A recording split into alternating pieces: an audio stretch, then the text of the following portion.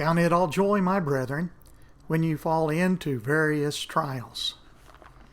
Sounds kind of counterintuitive, doesn't it? To find joy in things that could be distressing, things that are testing, things that bring heartache or problems into our life. And yet we find that James is calling upon the readers of his letter to do just that. And we might be asking, well, isn't that asking a little too much of individuals? And yet what we have been noting in the fruit of the Spirit in our series on it and studying is that in our relationship with God that there are fruit that can be born in our life that doesn't always match up with the things that are a part of this world, a part of the material nature of things, because we can enjoy this beautiful earth, and there are a lot of wonderful things that God has created that bring joy and happiness into our life, but sometimes we fall on that really pretty rock and we skin our knee, and and it's painful, it hurts, and it's not a very joyful experience. There are things that are not necessarily going to always bring satisfaction and fulfillment, enjoyment in life from things of a material nature. But as it's being revealed herein, the Holy Spirit revealing these things and showing us how to be a partaker in these things, that we can see then that that's of a different nature, isn't it? That's of a spiritual nature and not necessarily that which is of this world. So one of the fruit of the Spirit that we have seen in our relationship with God is joy. And like I say, that's something that can be provided for us, but only in that relationship with God. Things that extend and go beyond, this world, and things that are just of a physical nature. And with that, we might, ask, well, then, what is this joy that the Lord provides for us? And what is its access, and how do we access it? Well, we notice here in John chapter 15 that Jesus, speaking to his disciples, said, "These things I have spoken to you, that my joy may remain in you, and that your joy may be full." Notice there, Jesus has joy. And he says, we can have his joy. He calls upon his disciples there to partake in his joy, that it would remain in them, that it would continue.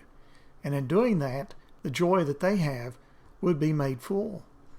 And we see then that when we add this element, when we add, this product from God into our life, when we trust him and we have confidence in him, that then we can find things other than just this material world and elements of it that do end up many times failing us and letting us down, but that there can be things outside of that in God that will bring us joy, that we can find occasions to enjoy and to rejoice in.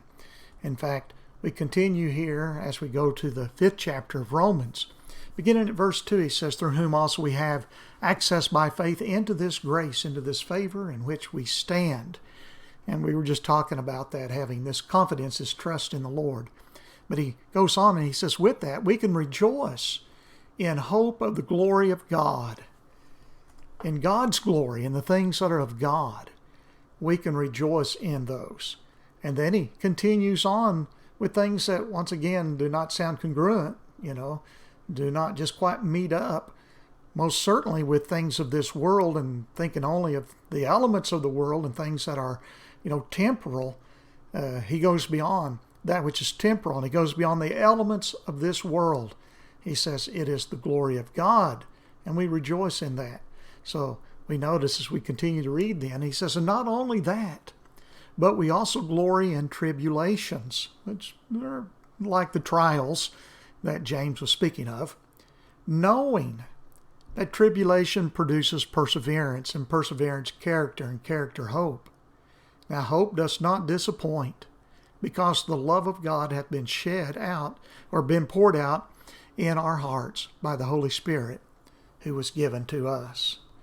So there's a lot more to this than what we plan to take time for in this little video, but it kind of puts us on the course, as you can see, and hopefully you'd be able to follow with that.